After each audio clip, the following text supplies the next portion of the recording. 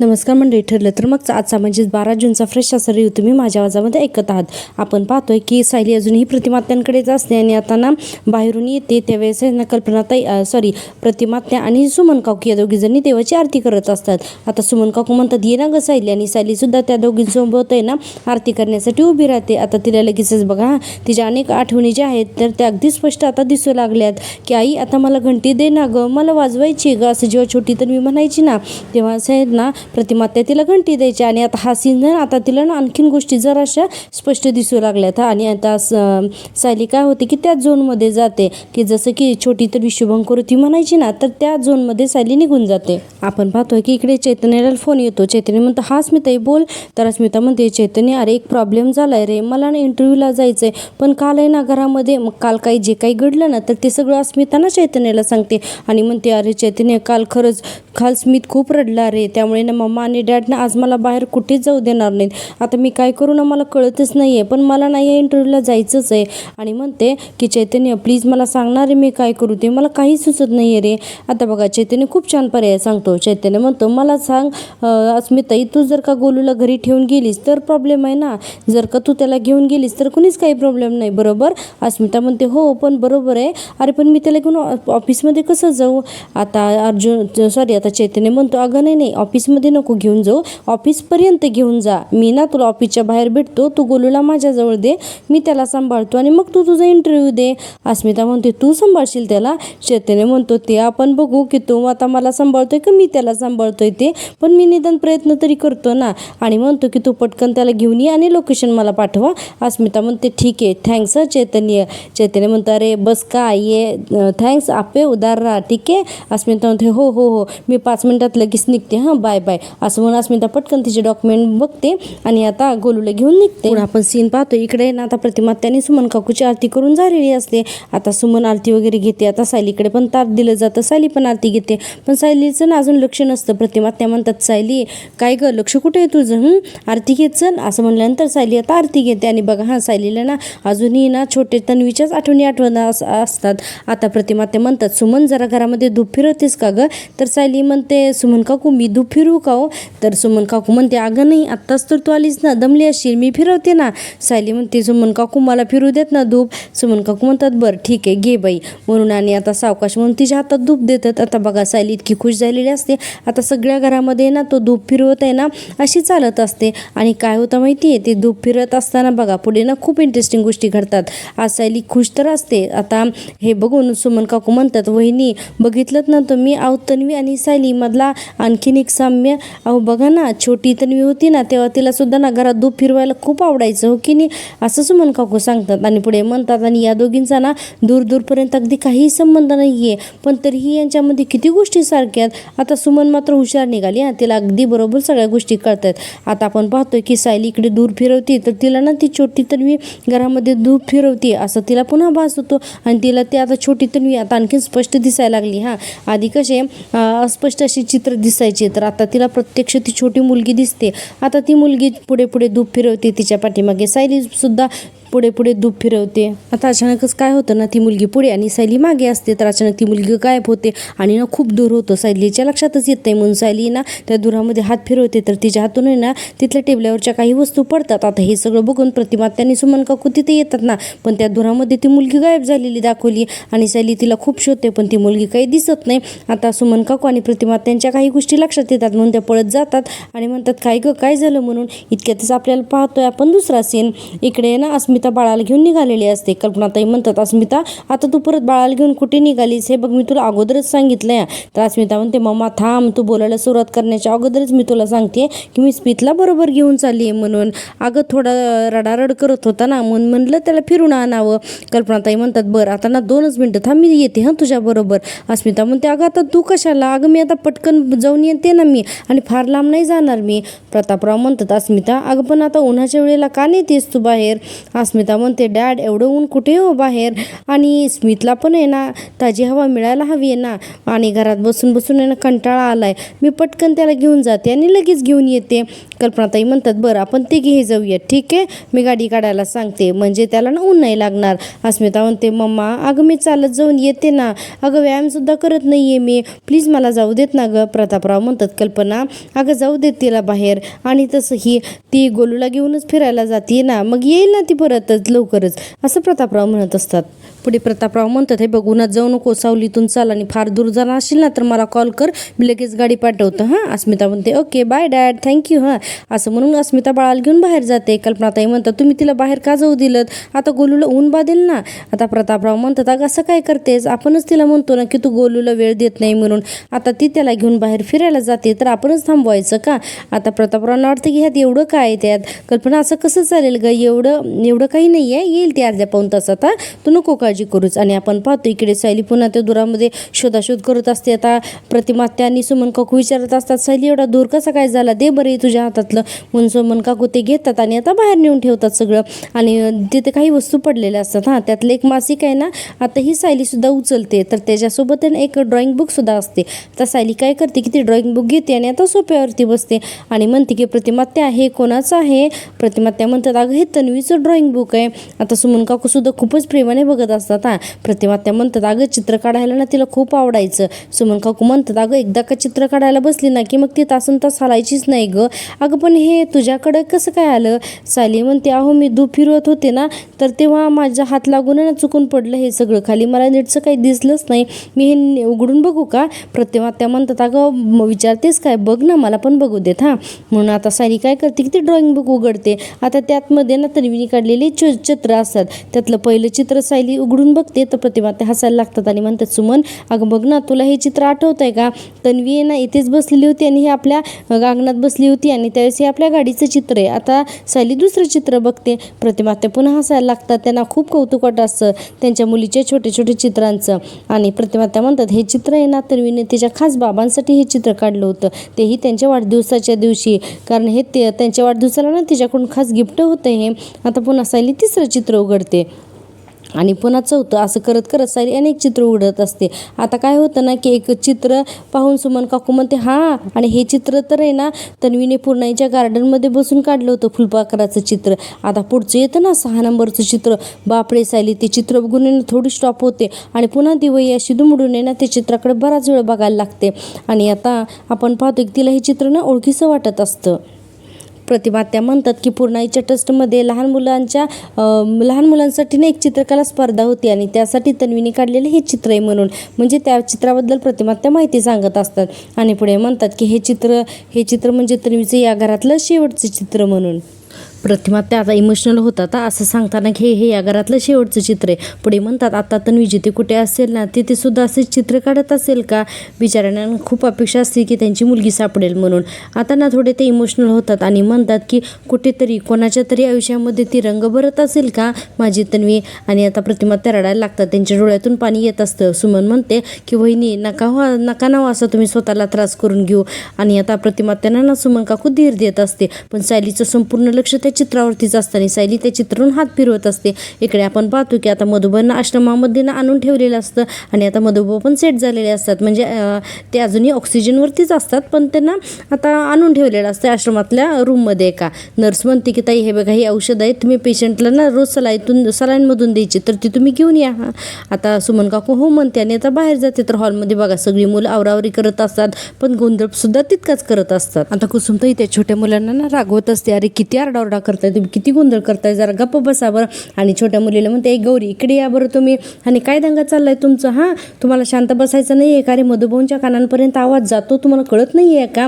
तो छोटा मुलगा म्हणतो मस्त कुसुमताई मधुभाऊ आता हॉस्पिटलला नाहीत ना ग जाणार, परत इकडेच राहतील ना. तर कुसुम म्हणते तुम्ही जर का असे सगळे दंगा करत राहिलात ना तर मधुभाऊ हॉस्पिटलमध्ये परत जातील आणि हेच हवंय ना तुला. तर मुलं म्हणतात नाही आम्हाला हे नको आहे, आम्ही आता शांत राहतो हां. आता कुसुमताई म्हणत असते परत ती जायला नको आहेत ना, मग तू तर ना शांत राहा तुम्ही सगळी मुलं. आणि आता ती मुलगी म्हणते पण तू आम्हाला मधुभाऊंशी ना गप्पा मारायला सुद्धा देत नाहीये. सायली ताई आली ना, मग ती दिला आम्हाला गप्पा मारायला. आता इकडे ना कुसुमताई म्हणत आहेत बरं आहे तुमचं सायलीच्या नावाने. इतक्यातच सायली अर्जुन येतात आणि म्हणतात गप्पा मारायच्या ना पण अगदी थोड्याशा. इतक्यात सगळी मुलं धावत येतात ना आणि त्या सायलीला मिठी मारतात. तर अर्जुन तिच्यासोबत ना पॉझिटिव्ह झालेला असतो ना, अरे सावकाश माझ्या बायकोला धक्का लागेल, सावकाश असं काही करत असतो. सायली म्हणत असते राहू द्या चालतं एवढं. कुसुमताई म्हणते नाही हां एकदम सावकाश जावं लागेल. अर्जुन म्हणतो हो अगदी सावकाश चालायचं हां. आता त्या आजोबा म्हणतात की हे बघ अगदी सायलीताईच्या ना धावायचं नाही आहे, तिला आणि त्राससुद्धा द्यायचा नाही. मुलं म्हणतात की सायलीताई आम्ही तुला अजिबात त्राससुद्धा देणार नाही, पण तू आत्ता ये. आणि आता अर्जुन लगेच बघतो आणि म्हणतो थांबा नाही ॲक्च्युली काय आहे ना की मला वाटलं होतं की इथे कंप्लीट अशी साफसफाई झालेली नसेलच म्हणून, पण मी काय म्हणतोय आणि नाही म्हणजे थोडीशी धूळ वगैरे असते ना आणि ॲलर्जी नको ना व्हायला सायलीला आणि बाळाला, असं अर्जुन म्हणतो. आणि जोपर्यंत ही रूम साफ होत नाही ना तोपर्यंत तू आज जाऊ नकोस. सायली म्हणते बरं आणि मग काय करू मी इथे बाहेर थांबू का उन्हात, ते चालेल तुम्हाला. अर्जुन म्हणतो की नाही मी माझ्या बायकोला असं करू देईन का, तर अजिबात नाही. आणि म्हणतो की डोंट वरी मी छान अरेंजमेंट करून ठेवलेली आहे, चल तुला बाहेर दाखवतो हां. असं म्हणून आता सगळ्यांना घेऊन अर्जुन बाहेर जातो. तर बघा अर्जुनने काय केलेलं असतं, आश्रमाच्या अंगणामध्ये ना एक टेंट उभारलेला असतो, मस्त असा तंबू उभारलेला असतो आणि तिथे सायलीच्या सोयीसाठी ना सगळ्या काही छान वस्तू ठेवलेल्या असतात. आता मुलं ते टेंट बघून इतके आनंदी होतात ना की त्या टेंटमध्ये उड्या मारायला लागतात. आणि सायलीला अर्जुन बसवतो आणि सायली म्हणते की अरे आपल्याकडे काही पिकनिक आहे का.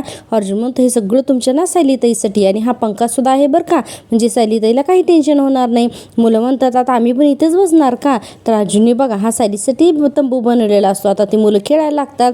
आता कुसुमताई रागवते ना खाली उतरा, अरे हा सायलीसाठी तंबू आहे ना आणि तू काय लगेच नाचायला लागलायस, म्हणून त्या मुलांना रागवत असते. आणि हे सगळं ना अर्जुन सरांनी सायलीताईसाठी केलंय ना, मग तुम्ही असं त्रास नाही हा द्यायचा आणि माकडासारख्या उड्या काय मारताय, असं कुसुम त्या मुलांना रागवत असते. आणि पुढे म्हणते हे बघा मला आता ना स्वयंपाक करायला जायचंय, आतमध्ये सगळी धूळ आहे ती साफ करून घ्या म्हणजे सायलीला ना आत येता येईल म्हणून, असं ना रागवत असते. सायली म्हणते कुसुमताई मी अशी इथे बसून नाही राहणार, मी पण आत येऊन मदत करते ना. आता कुसुम म्हणते की अरे देवा आता हिचं काय करू मी. ते आजोबा म्हणतात की सायली तू आता इथे कुठल्याही कामाला हात लावायचा नाही हा. आणि हे बघ मुलं काही लहान नाही आहे, ती रोज कुसुमला मदत करतात, तर ती आजही आणि यापुढेही अशीच मदत करतील, तर तू प्लीज शांत राहा आणि स्वतःची काळजी घे. आता मुलं म्हणतात चला परत आता कामाला लागूया, म्हणून मुलं कुसुमताई आणि ते आजोबा हे सगळं आणि मुलं आणि कुसुमताई आतमध्ये जातात. आता ते आजोबा म्हणतात सायली तू आणि मधुभाऊ होतात ना तर हे घर अगदी ओकबोकं वाटायचं, पण तू आल्यावर आता या घराला ना अगदी घरपण आलंय, असं ते काका म्हणतात. आणि आता ते सुद्धा निघून जातात. आता सगळे गेल्यानंतर अर्जुन काय करतो की नारळ पाणी देतो सायलीच्या हातात आणि म्हणतो की तू आता आरामात बसा इथे, आणि लगेच फॅन लावतो आणि म्हणतो आता ना तुला ना गरम वाटणार नाही. सायली म्हणते तुमचं ना नेहमीसारखं दुसरं टोगाटणं सुरू केलं ना, अहो किती कराल माझ्यासाठी.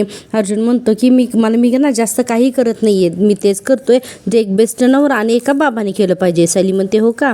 अर्जुन म्हणत असतं हो. सायली पुढे म्हणते बरं मी अशी इथे बसून काय करू, मला ना खूप कंटाळा येईल, मी पटकन आतमध्ये जाऊन मदत करून येते ना. अर्जुन म्हणतो नाही अजिबात तुला इथे कंटाळा येणार नाही, तर मी आहे ना, मी तुला इथे एंटरटेनमेंट करेन, बघायचंय. सायली म्हणते तुम्ही काय करणार, तर अर्जुन बघा खूप छान असं सॉन्ग प्ले करतो आणि ना सायलीला अक्षरशः डान्स करून दाखवत असतो. आणि आजचा हा जो सीन आहे ना तो खरंच खूप छान दाखवला आहे, तुम्ही टी व्हीवरती नक्की बघा. आणि हो प्रेक्षकांनो तुम्हाला जर का मी दिलेला रिव्ह्यू आवडत असेल ना प्लीज चॅनलला सबस्क्राईब करा आणि हो नक्की व्हिडिओला लाईकसुद्धा करा. कधी तू रिमझिम झरणारी चांदरात असं छान असं गाणं आहे ना अर्जुनने लावलेलं असतं आणि अर्जुन ती सायलीला ना डान्स करून दाखवत असतो. सायलीला ना सुद्धा आता डान्स करा वाटत असतो, पण अर्जुन म्हणत असतो की नाही, म्हणजे असं इशारानेच दोघं बोलत असतात की तुला बाळामुळे नाही येणार म्हणून, तरी पण ना सायली काही ऐकत नाही. सायली म्हणते ना की मला थोडासा डान्स करायचाच आहे म्हणून. तर अर्जुन तिला ना आता एका बरणीतली पहिल्यांदा ड्रायफ्रुट्स खायला देतो, नंतर आणखीन काही ना तिच्यासाठी ज्यूस वगैरे देतो, फळं देतो आणि सायली इशाराने सांगत असते की आधी नारळ पाणी संपवते म्हणून. इतकं सगळं करत असताना अजून डान्सच करत असतो. आणि आपण पाहतो की काय होतं की नंतर 2 मिनिटासाठी सायली उठते आणि अर्जुनसोबत एक अर्ध्या मिनिटाचा डान्स करतेच हां. नंतर अर्जुन पुन्हा तिला खाली बसवतो आणि छान असा ना सायलीचा तो अगदी टाईमपास करूनच देतो. आता हे अर्जुनचं सगळं गाणे लावून नाचून वगैरे सगळं झालं की मग आता सायलीला अर्जुन खाली बसवतो. सायली म्हणते वा वा छान झाला अर्जुन सुभेदार यांचा मनोरंजनाचा कार्यक्रम म्हणून. आणि अर्जुन आता हा स्माईल करत असतो हो म्हणून. इतक्यातच छोटी मुलगी आहे त्याने म्हणते सायली ताई आतमधलं आम्ही सगळं चकाचक करून टाकलं, तुम्ही लवकर या आता सायली म्हणते चला आपण आतमध्ये जाऊया. आणि अर्जुनला म्हणते thank you for the entertainment. Arjun म्हणत असतो you are most welcome ma'am. आणि आता दोघीजण सुद्धा आतमध्ये जातात. आता सायली आतमध्ये येताना कुसुमताई तिच्यावरून तुकडा ओवाळून टाकते आणि सायली म्हणते अगं कशाला एवढं सगळं करत बसलीस कुसुमताई. आता कुसुम म्हणते की अगं मग रीतीभाती काही पाळायला नको की नाही को माहेरवाशी नाहीस तू. अर्जुन म्हणत असतो वा बायको तुझं भारी या 2-2 माहेर आहेत तुझं, एक प्रतिमा त्याचं कर आणि हे तुझं खरं माहेर वा तुझे खूपच लाड चालू आहेत गई तर असा अर्जुन म्हणत असतो. पुढे ते आजोबा म्हणतात की सायली ये आतमध्ये ये, इथली सगळी माणसं आहेत तुझी वाट बघतायत म्हणून. आणि आपण पाहतोय की सायली लगेच हो म्हणते आणि आलेल्या मुलांना पुन्हा एकदा भेटते. अर्जुन पुन्हा आरामात अगं जरा सावकाश असं म्हणते आणि सायली म्हणत असते की माझी बाळं म्हणून आणि म्हणते चला आपण आतमध्ये जाऊया. आता सायली त्या मुलांच्या मागे जात असते. इतक्यातच पुन्हा तिला एक छोटी तन्वी दिसते, म्हणजे तीच तिची लहानपणीची. आणि ती छोटी तन्वी तिकडे आतल्या साईडला किचनमध्ये चाललेली असते. सायलीला काहीच कळत नाही. सायली म्हणते अरे ही तर मला नेहमी दिसणारी मुलगी आहे पण ही मला इथे कशी काय दिसते. म्हणून सायली काय होतं की तिच्या पाठोपाठ आहे त्या मुलीच्या चालायला लागते. आणि आता अशी ती मुलगी छोटी पुढे चालत असते, सायली पाठीमागं चालत असते. आणि इकडे अर्जुन कुसुमताईशी बोलता पाहतो तर सायली दिसत नाही. म्हणून साईडला बघतो तर सायली अशी पुढे निघून चाललेली असते. अर्जुन म्हणतो अरे ही कुठे जाते. तर बघा कुसुमताई म्हणतात अहो कुठे जाणार ती, किचनमध्ये, दुसरीकडे कुठे. किचन कट्ट्यावरून हात फिरवल्याशिवाय तिला काय बरं वाटणार आहे का, स्वयंपाकघरातच जाते ती. आणि बघा अर्जुन म्हणतो की ठीक आहे म्हणून. आणि आता अर्जुन सुद्धा कुसुमताईसोबत बोलत पुढे निघून जातो. पण सायली मात्र किचनमध्ये येते त्या मुलीच्या पाठोपाठ. आपण पाहतोय ती मुलगी जी आहे तर ती किचनमध्ये येते आणि किचनमध्ये जेव्हा सायली छोटी होते आणि पहिल्यांदा आश्रमात आली होती तिने तेव्हा किचनमध्ये काही चित्र काढलेले असतात. आणि आता ही छोटी तन्वी तिथे जाऊन उभा राहते आणि त्या चित्रांकडे बघत असते. आता सायली तिचा पाठलाग करत येते आणि सायली पण तिच्या पाठीमागे उभारते. अतिशय म्युझिकल असा हा क्षण दाखवलेला आहे, त्यामुळे तुम्ही टीव्हीवरती नक्की बघा. आपण पाहतोय की सायली तिच्या पाठीमागे उभी राहते आणि ती मुलगी त्या चित्राकडे बघत असते. तेव्हा सायलीला ते चित्र अतिशय ओळखीचं वाटत असतं. आणि नंतर सायली म्हणते अरे हे चित्र तर आजच मी पाहिलं तन्वीच्या ड्रॉइंग बुक म्हणून. आणि आता तो तिला सीन पुन्हा आठवायला लागतो. सायली म्हणते अगदी तसंच्या तसं चित्र हे इथं पण कसं काय असू शकतं, हे तर चित्र मी आजच तन्वीच्या नोटबुकमध्ये म्हणजे ड्रॉइंग चित्रकलेच्या बुकमध्ये पाहिलं इतक्यातच काय होतं की कुसुमताई आतमध्ये येते. आता ती अर्जुनसाठी पाणी नेण्यासाठी आलेली असते.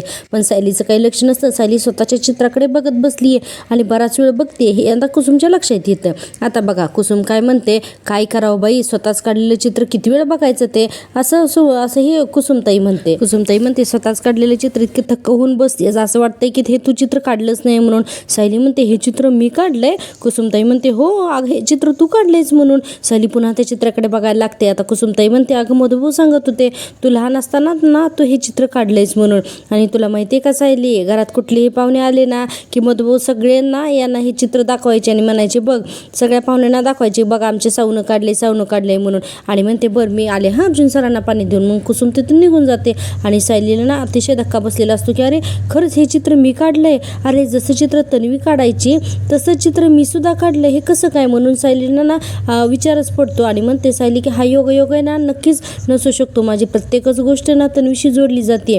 तिचा आवाज सुद्धा मला स्वतःचा आवाज वाटतोय. आणि सायली पुढे म्हणत असते की आणि आता हे चित्र मला पुन्हा असं का वाटते. आणि म्हणजे माझ्या मनामध्ये जी शंका आहे तर ती खरी आहे का असं सायली म्हणते. आणि म्हणते की मीच तन्वी आहे की काय.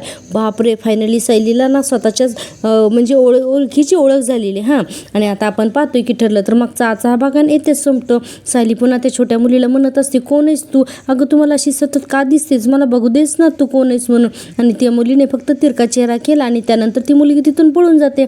असं सायली पुन्हा तिच्या पाठलाग करत पळत येते. तर ती छोटी मुलगी आहे तर ती मधुभाऊंपाशी बसलेली असते आणि मधुभाऊ तिला खायला घालत असतात आणि म्हणत असतात माझी लाडूबाई ती हा घास साऊचा आणि हा घास तर ती छोटी तन्वी म्हणते मधुभाऊंचा. आणि सायली म्हणते की मी आश्रमात कशी काय आणि या छोट्या तन्वीचा आणि मधुभाऊंचा काय संबंध आहे असं ही सायली विचारच करत असते. आणि अर्थातच हे सगळं उद्याच्या भागात दाखवणार आहेत. तर प्रेक्षकांनो तुम्हाला आवडला आजचा एपिसोड, जर का आवडला असेल तर प्लीज माझ्या चॅनलला सबस्क्राईब करा, व्हिडिओला लाईक करा. भेटूया उद्याच्या भागात. तोपर्यंत टेक केअर, बाय बाय.